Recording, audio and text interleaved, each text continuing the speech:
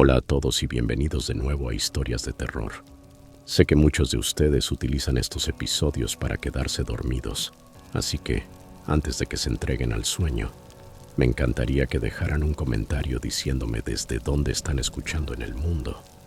Además, no olviden darle me gusta y suscribirse si están disfrutando de los episodios. Gracias por estar aquí. Historia 1. Me llamo James. Tenía 26 años cuando decidí que necesitaba desconectarme de todo y de todos. No se trataba de un colapso emocional ni de una crisis de la mediana edad. Simplemente necesitaba apagar mi mente por completo. Así que pensé, ¿por qué no recorrer una parte del sendero de los Apalaches en solitario? No toda la ruta, obviamente, solo un tramo manejable de aproximadamente una semana, comenzando cerca de un pequeño pueblo llamado Elkridge, en Carolina del Norte, en las afueras de Hot Springs, y descendiendo de vuelta hacia un lugar llamado Blind Hollow. Me parecía lo suficientemente remoto como para no encontrarme con turistas, pero lo bastante cercano como para poder salir de allí si algo se ponía raro. No lo hice público, no armé ningún drama. Le avisé a mi jefe que tomaría unos días libres y le dejé un mensaje vago a mi hermana del tipo: voy a estar desconectado un tiempo. Y listo. Nada de publicaciones en Instagram, ni enlaces de rastreo GPS, ni despedidas emotivas. Lo último que quería era que alguien me estuviera mandando mensajes cada 2 días preguntándome si ya me había encontrado a mí mismo. No salí al bosque con esa intención. No buscaba sanar. Solo estaba exhausto. Mentalmente agotado por las luces fluorescentes, los ruidos, el ritmo. Quería volver a más a escuchar mis propios pensamientos, o mejor aún, no tener ninguno. Los primeros 3 días fueron justo lo que necesitaba. Largos tramos de senderos silenciosos rodeados de un verde denso.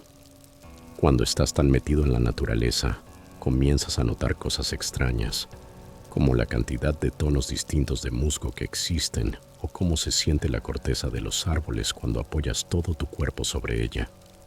Es como si todo se volviera más nítido. Me sentía cansado, sí, pero de ese cansancio bueno, el que se gana caminando todo el día. Mis piernas dolían, pero de una forma satisfactoria, como si realmente hubieran hecho algo valioso. Comí esas horribles comidas liofilizadas, dormí bajo una lona, filtré agua de arroyos, vi ciervos un par de veces, e incluso llegué a ver un oso a lo lejos en una cresta. No me miró, y yo tampoco quise meterme en problemas. Fui cuidadoso, demasiado cuidadoso para ser honesto. Colgaba mi bolsa de comida todas las noches, tomaba precauciones con el fuego, revisaba los mapas, usaba puntos de referencia y marcaba lugares de emergencia. Tenía planes de respaldo para mis planes de respaldo. Esa estructura me hacía sentir seguro estando solo. Me daba la sensación de que todo estaba bajo control. Pero en la 4ª noche todo cambió. Monté el campamento en una hondonada al norte de Devil's Thread Gap, a unas 10 millas del punto medio de mi recorrido. Había un lecho de arroyo seco cerca y una pequeña explanada con suficientes rocas como para bloquear el viento. Recuerdo que pensé que era el sitio perfecto. Herví agua, abrí una bolsa de lasaña en polvo, igual de asquerosa que siempre, y me senté en un tronco medio podrido a leer un libro desde el celular. Estaba comenzando a relajarme cuando lo sentí. El olor fue inmediato. Un golpe químico, penetrante, como una mezcla de sangre, ácido de batería y algo podrido en el fondo. No era simplemente desagradable, era incorrecto. ¿Sabes cuando tu cerebro capta algo peligroso antes de que logres razonarlo? Eso fue exactamente lo que pasó. Pensé que quizás algún animal había muerto cerca, así que me levanté y revisé lentamente los alrededores. Miré bajo los arbustos, subí un poco por la ladera, inspeccioné la línea de árboles. Nada, ningún cadáver, ningún buitre, sin marcas ni huellas, ni siquiera hojas removidas. Todo estaba inmóvil. Demasiado inmóvil. No perdí tiempo. Me tragué la comida rápidamente, verifiqué el colgado del alimento y me metí en la tienda antes de que cayera el sol. Pasada la medianoche escuché los pasos. Eran lentos, uno por uno, pisadas secas sobre hojas y ramas. No eran ruidos agitados ni movimientos de animales. He oído mapaches, zorros, incluso ciervos caminando por el bosque.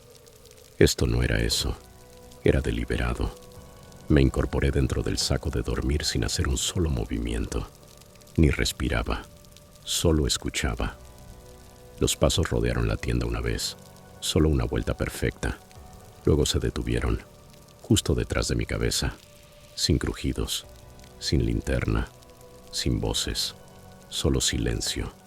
No abrí la cremallera, no me moví ni un milímetro. Tenía un cuchillo escondido bajo el saco y lo apretaba con tanta fuerza que mi mano se entumeció. Esperé. Creo que permanecí así hasta que el cielo se volvió gris y los pájaros empezaron a cantar. Al amanecer, revisé el suelo detrás de la tienda. Había huellas. No eran mías.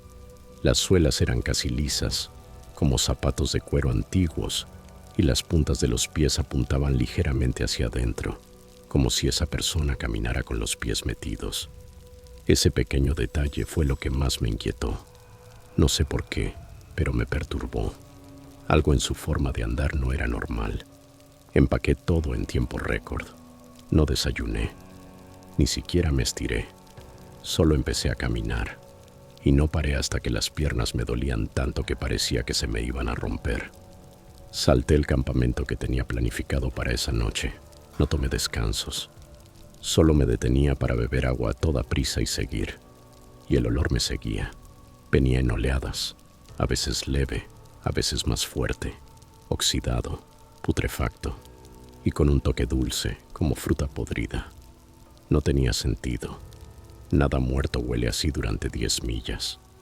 Esa noche acampé en lo alto de una cresta. Los árboles eran escasos y desde allí podía ver en todas direcciones. Pensé que eso me haría sentir más seguro. No fue así. No hice fuego. No cociné. Me metí en la tienda con el cuchillo en la mano como si estuviera pegado a ella. A eso de las 2 de la mañana desperté de nuevo. Respiración lenta, constante, humana, viniendo desde el borde del bosque. No se movía, no jadeaba, solo estaba allí, observando. Entonces comenzaron los pasos otra vez. Crujido, crujido. Esta vez no dio vueltas, venía directo hacia la tienda. Pude ver la silueta, alta, delgada, recortada por la luz de la luna. Sostenía algo, un palo, no, algo más largo, como una vara o quizá un bastón. Se detuvo justo frente a la tienda y lo golpeó una vez, solo una, como si tocara con el dedo una ventana.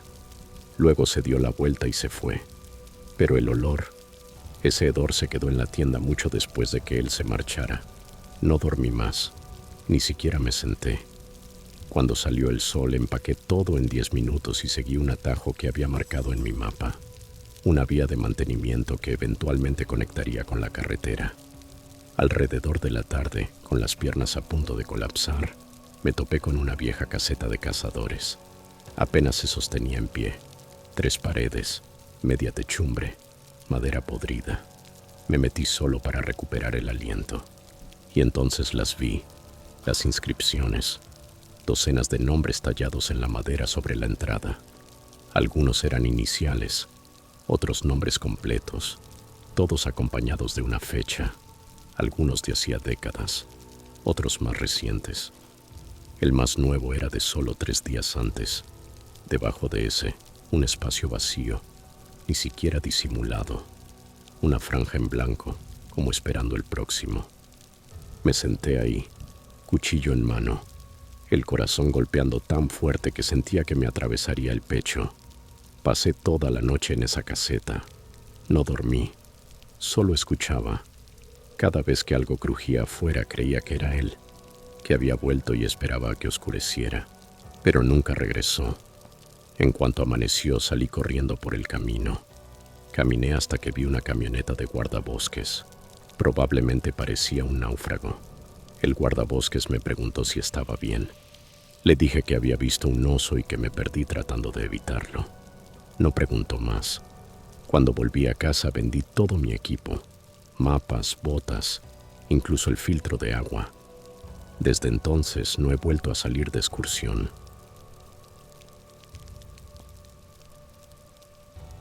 Historia 2.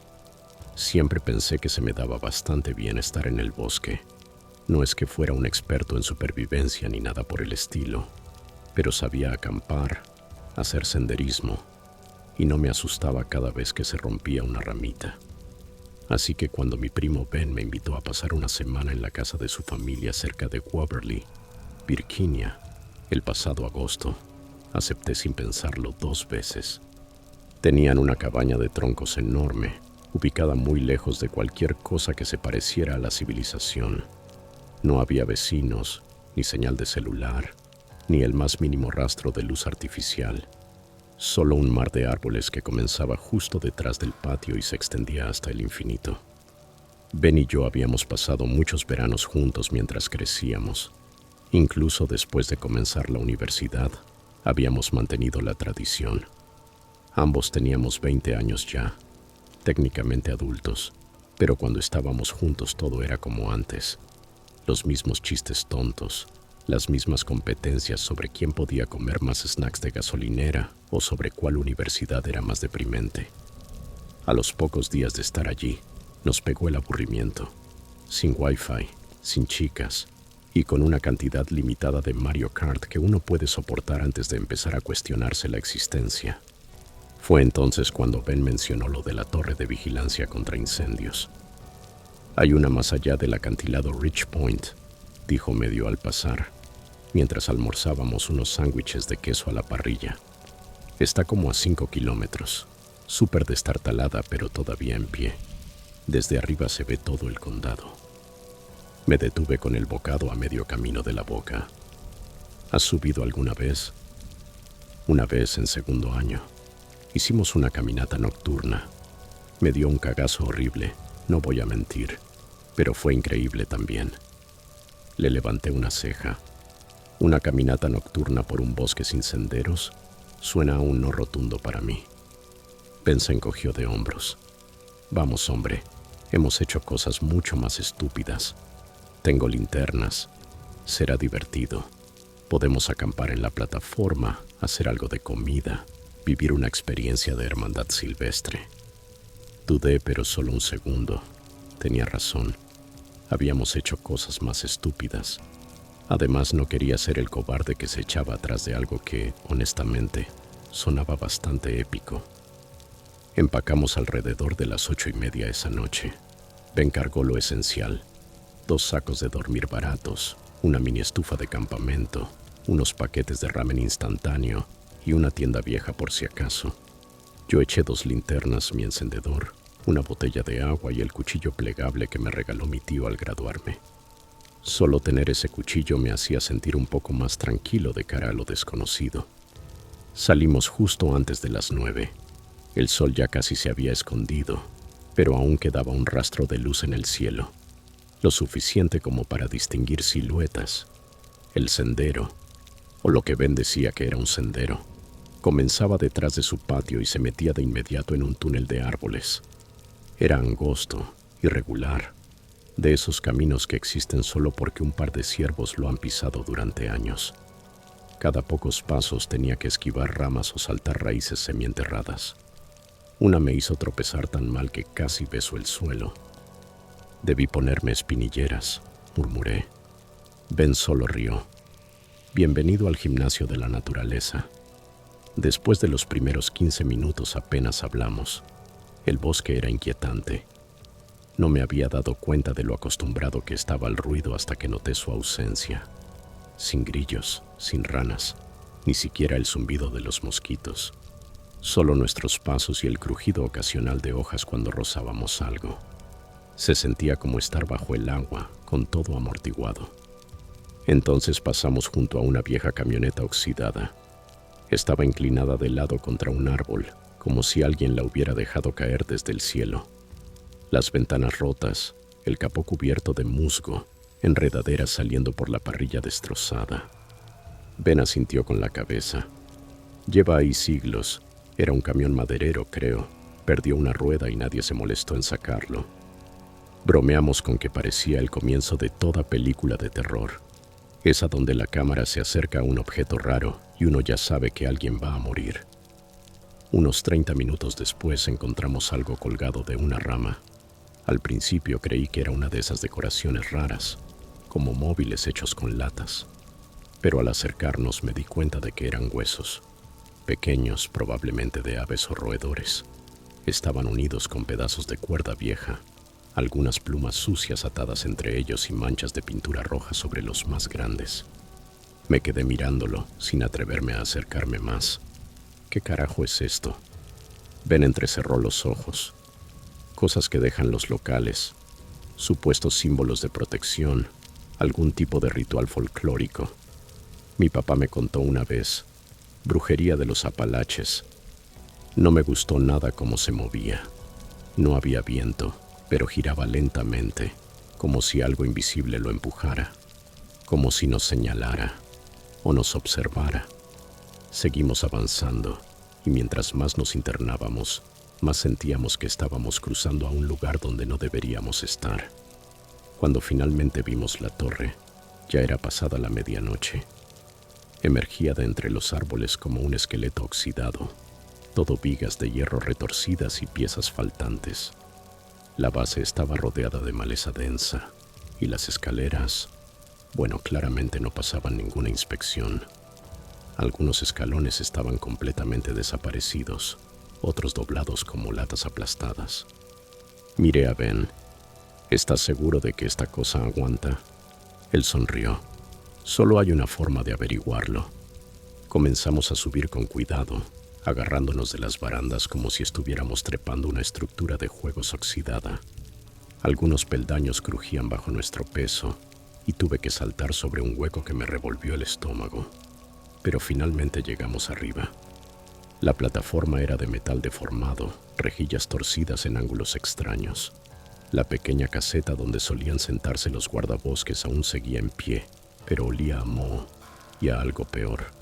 Tal vez vivía un mapache ahí dentro. No lo comprobamos. En su lugar extendimos los sacos de dormir sobre la plataforma abierta. Cocinamos algo de ramen y miramos las estrellas.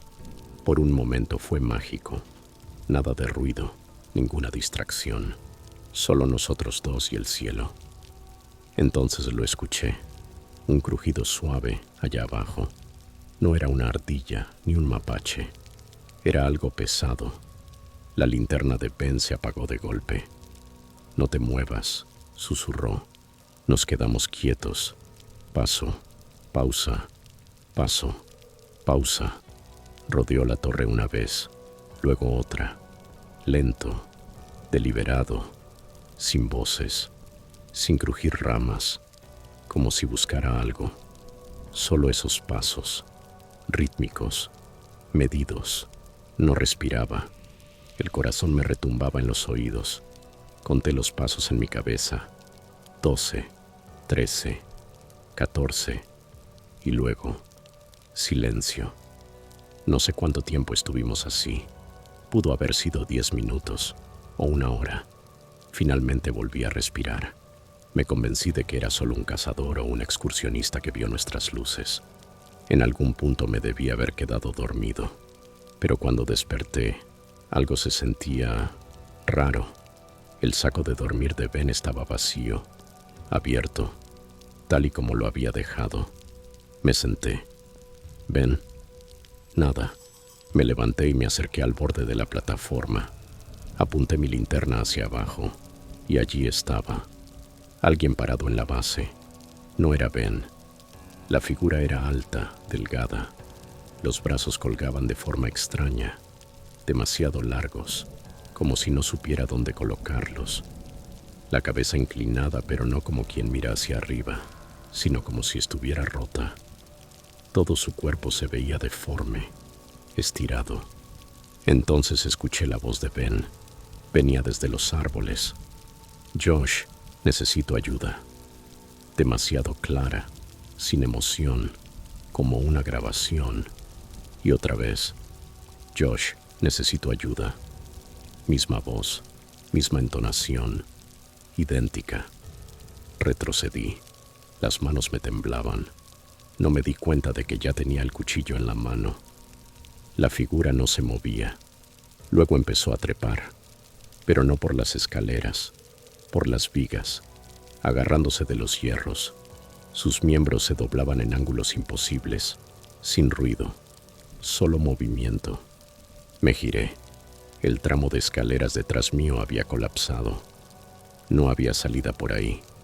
La cosa ya iba por la mitad. Entonces lo escuché de nuevo. Josh. Pero esta vez era Ben.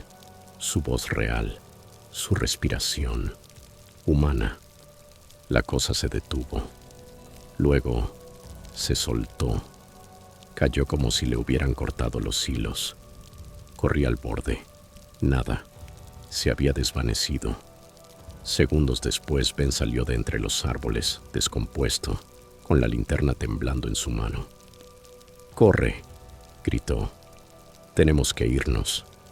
Las escaleras. Resbala. Usa las vigas». Ni lo pensé.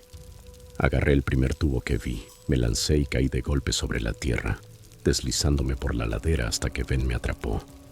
No dijimos nada, solo corrimos, como bestias. Las ramas nos cortaban la piel. No sé cuánto tiempo estuvimos huyendo, tal vez horas. Volvimos justo cuando amanecía. Cuando llegamos a la cabaña, Ben cerró la puerta de un portazo y la trabó.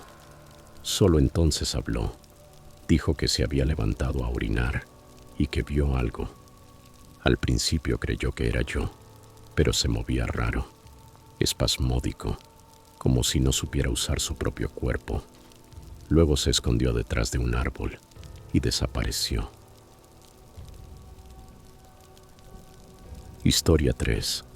Tenía 17 años aquel verano en el que todo en casa se vino abajo. Mis padres discutían constantemente. No importaba el motivo. Dinero, los platos sucios, el volumen del televisor o quién se olvidó de comprar más pasta dental. Cada mínimo desacuerdo se convertía en una pelea explosiva. Muchas veces, al volver del colegio, me quedaba sentado dentro del carro en el camino de entrada, esperando a que dejaran de gritar, pero eso nunca pasaba. Una noche, después de una discusión especialmente fuerte, que terminó con mi papá lanzando una silla contra la pared, le mandé un mensaje de texto a mi mamá desde mi cuarto. «Necesito irme». Ella ni siquiera preguntó a dónde, solo respondió: «Está bien, cuídate».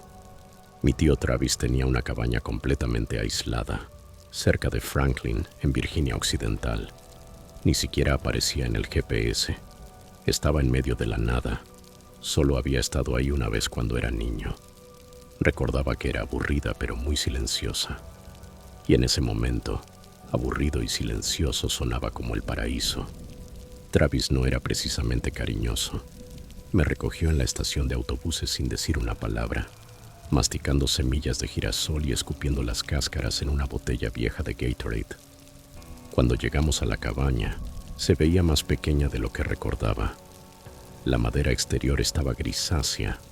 La puerta mosquitera colgaba floja de una bisagra y hacía un ruido seco cada vez que el viento la golpeaba. Había un columpio en el porche con solo una de las cadenas.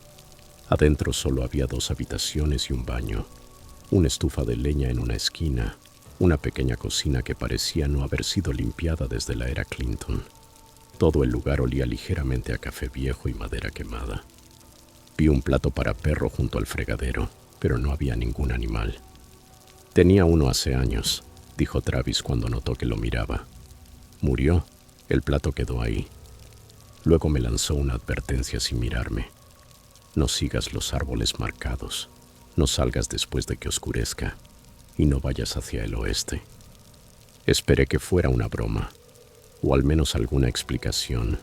No obtuve ninguna. Solo encendió un cigarro y dio por terminada la conversación. Los días siguientes los pasé caminando. No tenía señal en el celular y Travis no tenía ni televisión ni radio, así que me dediqué a explorar. El bosque era espeso, las colinas se superponían unas con otras, hasta que ya no sabía de dónde venía. A veces me detenía solo a escuchar, pero no había sonidos reales. ni aves, ni ardillas, ni ramas crujiendo, como si alguien hubiera presionado el botón de silencio. Entonces empecé a encontrar huesos. Primero eran pequeños, un pajarito aquí, un conejo allá, luego un mapache, con las costillas al descubierto, siempre secos, siempre limpios, como si algo los hubiera limpiado y colocado cuidadosamente al borde del sendero. Después de un tiempo dejé de mirarlos con atención, pero las tallas, esas sí me molestaban. Algunos árboles tenían símbolos grabados profundamente en la corteza. No eran iniciales, ni corazones de Thomas Becky. Eran cosas extrañas, triángulos superpuestos, líneas como telarañas, círculos dentro de otros círculos. Uno mostraba dos figuras de palitos tomadas de la mano, pero con cruces en lugar de cabezas. Algunos estaban rodeados de huellas negras del tamaño de una mano de niño. Lo más raro era que se movían. Veía un símbolo en un árbol durante una caminata, y al día siguiente ya no estaba ahí, o aparecía en otro árbol completamente diferente. Un día no aguanté más y pregunté, ¿qué significan esos símbolos? Fue durante una cena de huevos con tostadas que Travis quemó a propósito. Sin mirarme murmuró, no los toques, no los sigas, no preguntes de nuevo. Esa fue la primera frase completa que le escuché en días. Una mañana me desperté antes del amanecer. No podía dormir. Decidí aventurarme más lejos de lo habitual. Guardé algo de carne seca y una linterna en mi mochila, y salí por un sendero estrecho que no había notado antes. Se metía entre dos árboles completamente muertos, como si se hubieran quemado desde adentro. El camino se curvaba de forma extraña, como si quisiera guiarme en círculos, pero nunca cerraba el bucle. Finalmente se abrió hacia un claro. En el centro había un círculo de piedras. No eran rocas puestas al azar, estaban perfectamente alineadas, formando una circunferencia perfecta de unos 6 metros de diámetro. Dentro del círculo no había nada, ni hojas ni hierba, ni siquiera insectos, solo tierra dura. Y en el centro, un tocón. Era pálido, como recién cortado, pero no coincidía con ningún árbol cercano. El corte era demasiado limpio, sin corteza, sin astillas. No encajaba, como si no perteneciera a ese lugar. Me acerqué un poco más, pero no crucé el círculo. Fue entonces cuando vi la cuerda. Colgaba de una rama alta, vieja, deshilachada, gruesa, en forma de lazo. No se movía mucho, apenas un leve vaivén, como si alguien la hubiera tocado hace poco. Me dije a mí mismo que fue el viento, pero no había viento. Me giré, y él estaba ahí, a unos 3 metros, sin zapatos, la piel reseca como carne expuesta al sol, la camiseta manchada de oscuro en el cuello y bajando por el pecho. Las costillas sobresalían como si fueran parte de un disfraz de Halloween. Pero lo peor eran los ojos, pálidos, demasiado abiertos, sin parpadear. No respiraba por la boca, inhalaba por la nariz, lenta y profundamente, tan profundo que podía oír el ruido retumbando en su pecho. El cabello le caía en mechones grasientos a los lados del rostro, y sus pies no estaban sobre el musgo, estaban hundidos en él. Los dedos se clavaban en la tierra como raíces. Lo único que logré decir fue, perdón. No grité, no corrí de inmediato. Solo me disculpé, como si hubiera entrado por error en un baño equivocado. Él levantó una mano y señaló el tocón. Ahí fue cuando salí corriendo. Jamás en mi vida había corrido así. Me azoté contra ramas, me raspé las manos con rocas. En una bajada rodé tan fuerte que pensé haberme roto una costilla. La mochila se desgarró, la carne seca desapareció, la linterna quedó atrás. No me importó, me levanté como pude y seguí corriendo. El bosque se sentía diferente, más grande. No reconocía nada. Los árboles parecían torcidos, como si se hubieran girado mientras no miraba. Escuchaba pájaros, luego silencio, agua, luego silencio. siempre lo justo como para dudar de mis sentidos. Cuando finalmente tropecé de nuevo con el claro cerca de la cabaña, el sol ya casi se había ocultado. Tenía la camisa hecha trizas, las rodillas sangrando, tierra entre los dientes. Travis me esperaba en el porche con su escopeta. No apuntaba, solo la sostenía como siempre. Me miró unos segundos y dijo: «Entraste en el círculo equivocado». Le pregunté: «¿Cómo lo sabes?». No respondió. Esa noche no hablamos. Él se quedó afuera. Yo me senté en el sofá. Alrededor de la 1 de la mañana, empezaron los pasos. No cerca, justo en el borde de los árboles. Largos, lentos, hojas secas crujiendo, ramas partiéndose, como si alguien las rompiera a propósito. Y luego, la voz. «Mason», susurró. Me puse de pie. Sonaba exactamente como mi mamá. El mismo tono que usaba cuando no encontraba sus llaves. «Mason, ayúdame. Estoy perdida». Me acerqué a la ventana. Travis metió la mano y me agarró de la muñeca. Fuerte. Negó con la cabeza. No dijo nada. «Por favor», dijo la voz. «Mason, te necesito». Era la voz de mi madre, pero estirada, como reproducida por un altavoz roto. Abrí la boca para decir algo, pero Travis me tapó con su mano. Nos quedamos así toda la noche. La voz rodeaba la cabaña, cambiando de lado, como buscando una entrada. Al amanecer, se detuvo. Cuando revisamos el suelo había huellas, pies descalzos, dedos extendidos. Rodeaban toda la cabaña. Se detenían justo bajo mi ventana y desaparecían, sin rastro de salida. Esa misma tarde hice mis maletas. No dije casi nada. Travis tampoco. Me llevó a la estación. Justo antes de que bajara del auto me dijo: «Tuviste suerte». Luego se fue. Jamás le conté a mis padres lo que realmente pasó. Les dije que me dio nostalgia y quise volver. No pidieron detalles. Pasaron 10 años. Me mudé 2 veces. Conseguí un buen trabajo en Richmond. Mi vida se volvió estable, casi normal. La cabaña, el bosque, quedaron al fondo de mi mente, como un sueño del que no estoy seguro si fue real. Historia 4. Tenía 23 años la primera vez que intenté acampar solo en Blue Ridge. Ya había hecho muchas caminatas de fin de semana antes, casi siempre con amigos y por lo general cerca de casa. Excursiones de un día o tal vez una noche con fogata, cervezas y demasiados malvaviscos. Pero esas salidas siempre eran mitad aventura y mitad convivio. Esta vez era distinto. Acababa de salir de una relación difícil, había renunciado a un trabajo que odiaba y, para ser sincero, me sentía atrapado. Le decía a todos que solo necesitaba un descanso, pero en el fondo creo que intentaba demostrarme a mí mismo que podía lidiar con la soledad total.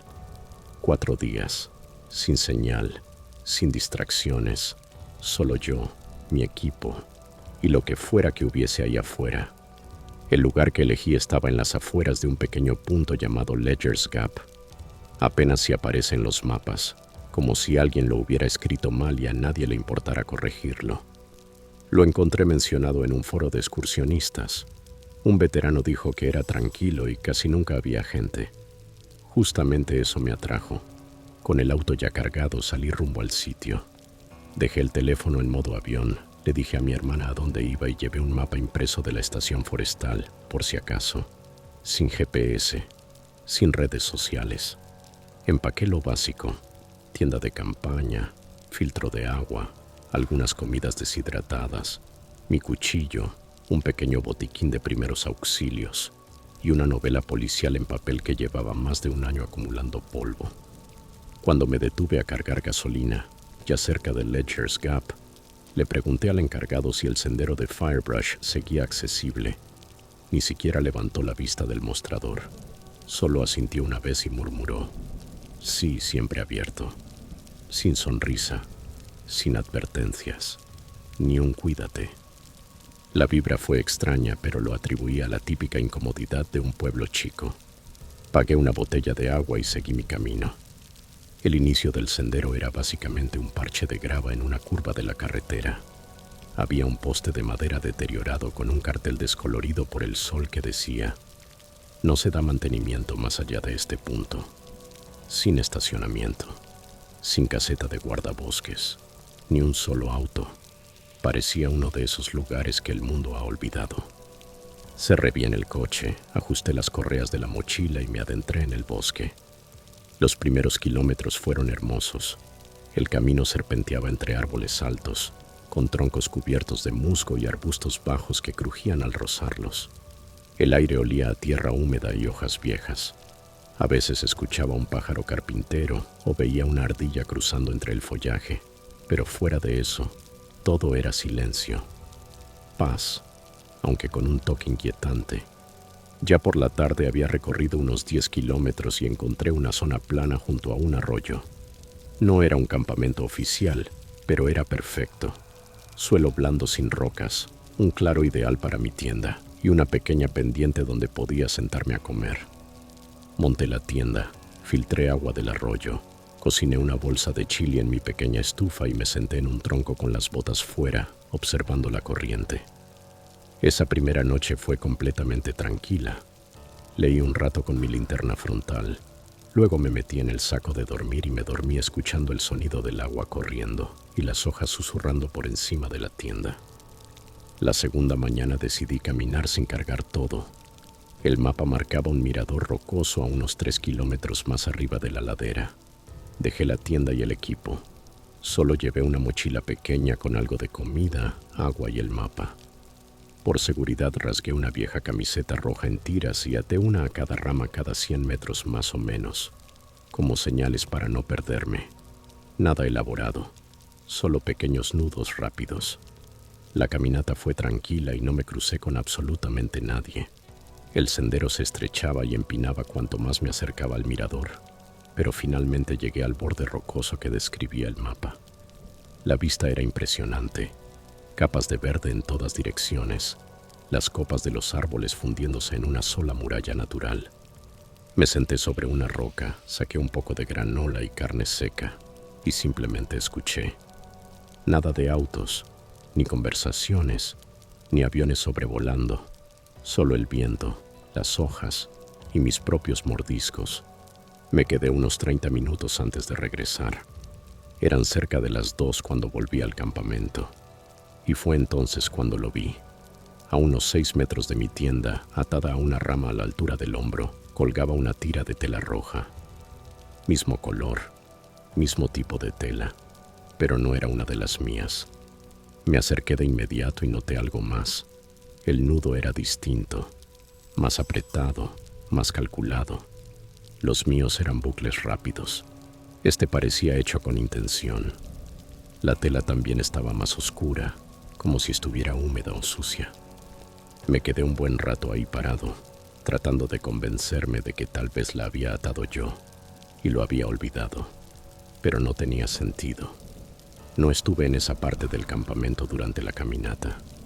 La última señal que até estaba mucho más arriba. Revisé todas mis marcas originales. Volví sobre la primera parte del sendero. Todas seguían allí. Esa no coincidía con el patrón y no estaba allí por la mañana.